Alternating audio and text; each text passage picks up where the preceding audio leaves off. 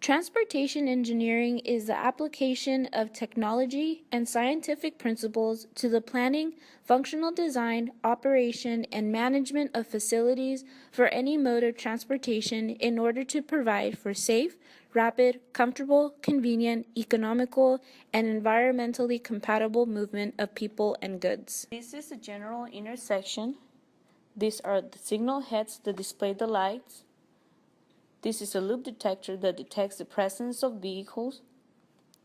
And this is a cabinet where all the information is used for traffic timing. The most important component of the signalized intersection is the cabinet.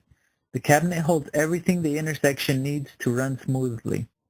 Within the cabinet is the traffic signal controller. This is the brain of the intersection.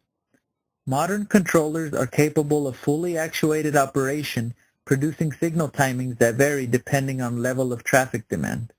It uses settings that have been programmed inside it, along with vehicle demand for each phase as presented by vehicle detectors, to make decisions on the allocation of green time to various phases. It has 6 possible settings: basic settings, coordinated settings, time of the day settings, preemption settings, detector settings, and special settings. The conflict monitor, also known as the malfunction management unit, checks the operation of the traffic signal controller to make sure that an electrical glitch does not create a dangerous situation on the intersection. It has 3 basic functions. Number 1, to check for simultaneous activation of conflicting phases. Number 2, to check for absence of a red indication on a phase that does not have a green, a yellow, or a walk. Number 3, to check for insufficient operating voltage that is usually due to power interruption. Upon the detection of a malfunction, it immediately places the intersection into latched flashing operation, which basically means all lights flash red. The detector units identify vehicle actuations based on information sent to the unit by their associated field units, and they pass this information along to the controller for use in timing the intersection. Detector units are referred to as detector amplifiers when they are used with inductance loops. In addition to identifying vehicle actuations, the detector amplifiers also power the inductance loops, resonating them at a selected frequency. The load switches are essentially electrical gating devices that allow the controller logic, which operates in a 24-volt DC system, to direct the 120-volt AC current to the various signal heads. A load switch is required for each signal phase, pedestrian phase, and for the overlap used at an intersection. Pavement invasive detectors include inductive loops, magnetometer, and magnetic. They are all embedded in the road and involve magnetic field. Inductive loop is the most common detector technology used, as it's simply as a coil of wire embedded on the road surface. The end of the loops are wired to the lead-in cable from the pull box is connected to the terminal strip in the cabinet. A base frequency is established when there is no vehicle over the loop.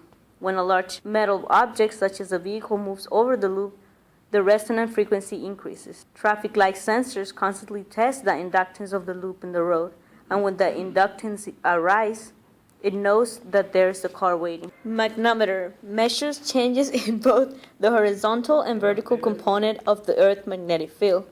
Magnetometers are useful on bridges, decks, and viaducts where the steel support structure interferes with loop detectors, and loops can weaken the existing structure. The magnetometer consists of small in-row probes, a leading cable, and an amplifier. The magnetic consists of a coil of wire with a highly permeable core.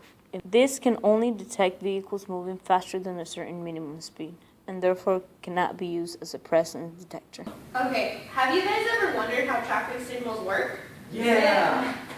All right, well, originally, traffic signals were created to give vehicles going in the opposite direction the right of way to prevent accidents. They were also created to provide safety for pedestrians and bicyclists.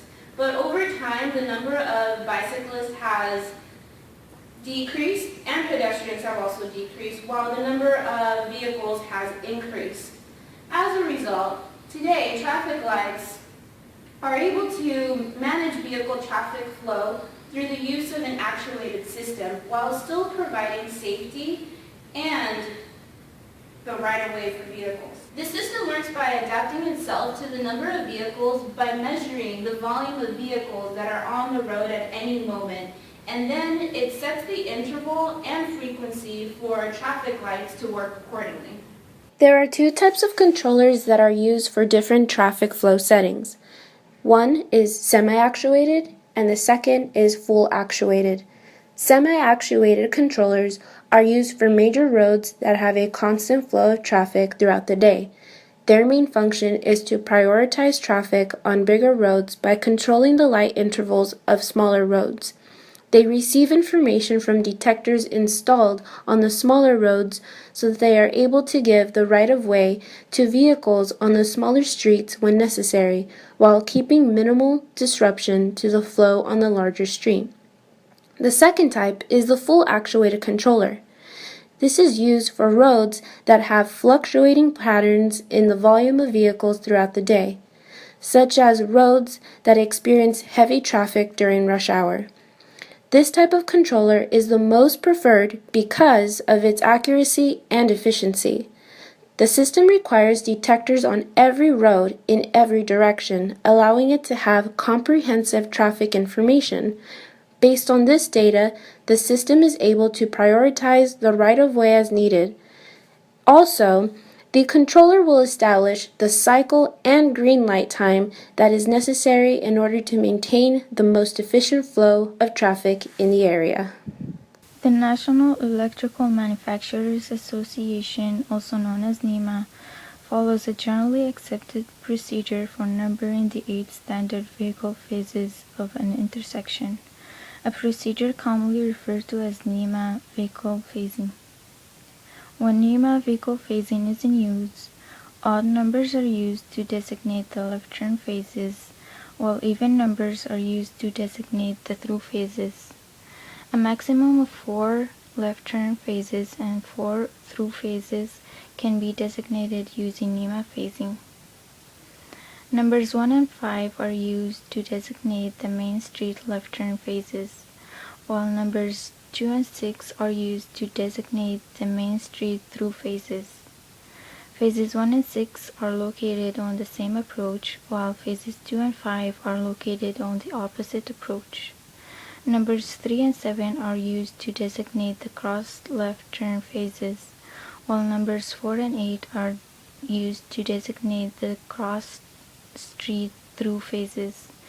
Phases 3 and 8 are located on the same approach, while phases 4 and 7 are located on the opposite approach. The first left turn leads the opposing through movement, while the opposing left turn lags the opposing through movement. Lead or lag operation can have important benefits for a system of signals that have been coordinated to provide smooth flow along the main street. When there are no vehicles at an intersection, a condition that often occurs late at night, the controller will rest in whatever phase or phases have recall active. The controller is set to rest in green in the recall phase. When vehicle demand is sensed on a conflicting phase, a controller that's resting in green will immediately service that phase. If 2 or more conflicting phases have recall active, then the controller will cycle between these phases. If there are no recalls, the controller will rest in green in the last phase that received service. When there are no vehicles at an intersection, the controller can be programmed for red rest operation, displaying the red indication to all approaches. The controller will provide an immediate green indication to the first phase where vehicle demand is sensed. After the demand is serviced, and assuming no other demand occurs, the intersection will return to red indications on all approaches. Red revert timing is used with red rest to ensure that unreasonably short red intervals do not occur. The phasing, cabinet, detectors, and actuated controls all work together to produce a safe and efficient service at a signalized intersection. These intersections address highway operations for all users. They allow the shared use of road space by separating conflicting movements in time and allocating delay. However, in some cases, the dual objectives of mobility and safety conflict, and one element may need to be sacrificed to some degree to achieve improvements in the other. Overall, improvements in traffic continue to be one of the main objectives for transportation engineers.